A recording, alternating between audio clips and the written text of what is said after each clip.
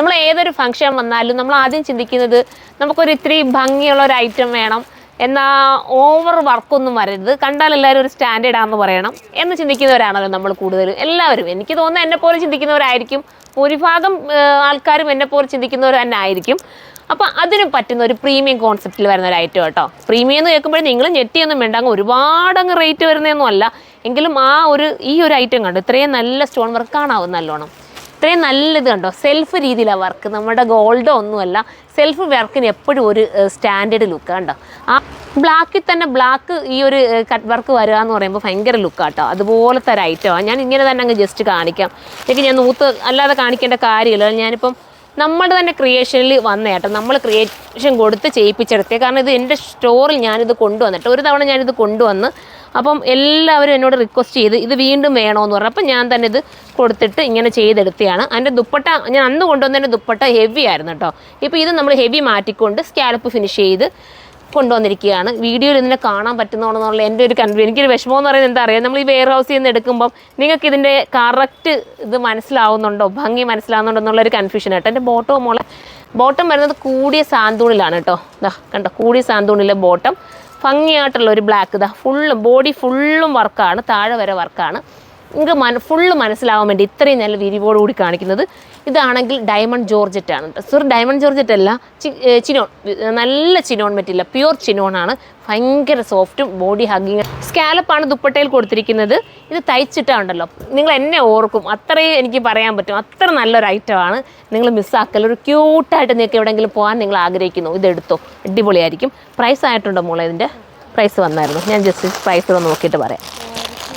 അതിൻ്റെ പ്രൈസ് വരുമ്പോൾ 3890 വരുന്നുണ്ട്. 3890 ആണ് ഇതിൻ്റെ റേറ്റ് വരുന്നത്. കാരണം അത്രയും അതിന് വാല്യുബിളാണ്. ആ ഒരു ഐറ്റത്തിൻ്റെ ഉള്ള എല്ലാം ഇതിനകത്ത് ആഡാക്കിയിട്ടുണ്ട്.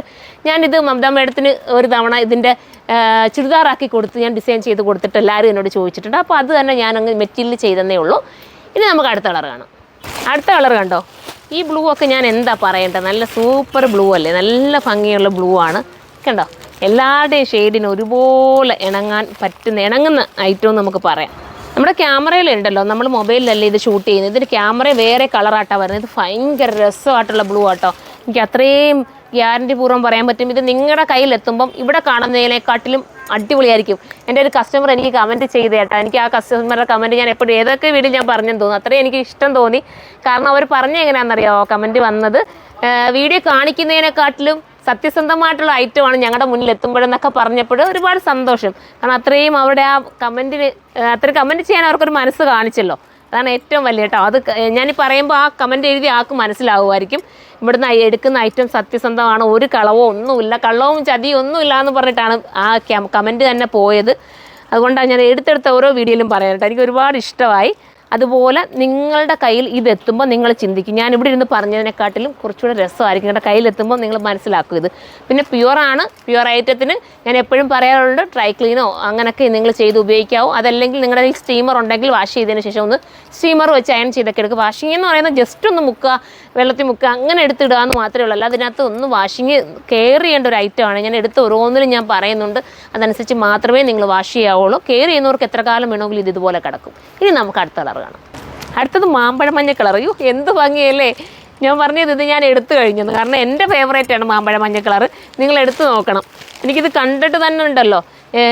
പക്ഷേ ക്യാമറ നോക്കിയിട്ട് ക്യാമറ എടുക്കുന്ന ആൾ പറഞ്ഞത് കളർ വെറും നല്ല മാറ്റം ഉണ്ടെന്നാണ് പറഞ്ഞത്. കാരണം ഈ നേരിൽ കാണുന്ന ആ ഒരു ഭംഗിയേ ഇതിനകത്ത് വരുന്നില്ല. കാരണം നേരിൽ കാണാൻ ഭയങ്കര ലുക്കാണ്, സോഫ്റ്റ് മെറ്റീരിയൽ, നിങ്ങൾക്ക് ഷേപ്പൊക്കെ നീറ്റാക്കി കിട്ടും. എല്ലാവരുടെയും ആഗ്രഹം എന്താ, നമ്മുടെ ഷേപ്പ് നീറ്റാക്കി കിട്ടണം, മണ്ണ് ഒതുക്കി കാണിക്കണം എന്നൊക്കെ ആഗ്രഹിക്കുന്നവരല്ലേ. എന്നെപ്പോലെ എല്ലാ ലേഡീസും അങ്ങനെ തന്നെയാണ് വരുന്നത്. അപ്പം നിങ്ങൾ അങ്ങനെ ആഗ്രഹിക്കുന്നുണ്ട്, ഇത് ഒരു വട്ടം എടുത്തുനിന്ന് തയ്ച്ച് നോക്കണേ, എന്നിട്ടൊന്ന് കമൻറ്റ് ഇടണം.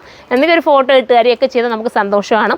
പിന്നെ ഇതിനകത്ത് ബൂട്ടാ വർക്ക് പോകുന്നുണ്ട്, കുഞ്ഞ് കഡ്ഡാന കൊണ്ട് ചെയ്തിട്ടുള്ള കുഞ്ഞ് സ്കാലപ്പ് കണ്ടോ, നല്ല ഫിനിഷിങ്ങോടുകൂടിയുള്ള സ്കാലപ്പ്. ഇതാ ഇത് വർക്ക് കണ്ടോ, എന്ത് ഷൈനിങ് ആണെന്നറിയാം മെറ്റീരിയലിന്. പ്രത്യേകിച്ച് ഈ ഒരു ചിനോൺ മെറ്റീരിയൽ ഒരു ഷൈനിങ് ഫീൽ കിട്ടും. ലാസ്റ്റാണ് മഞ്ഞ കളർ, ഇനി ഒരെണ്ണം കൊണ്ട് അതുകൂടെ കാണിക്കാമേ. ഇതൊരു സൂപ്പർ കളർ കേട്ടോ, എൻ്റെ പൊന്നോ. എല്ലാ കളറും ഒന്ന് കാണുമ്പോൾ ഒന്ന് ഭംഗിയായിട്ട് തോന്നുന്നുണ്ട്.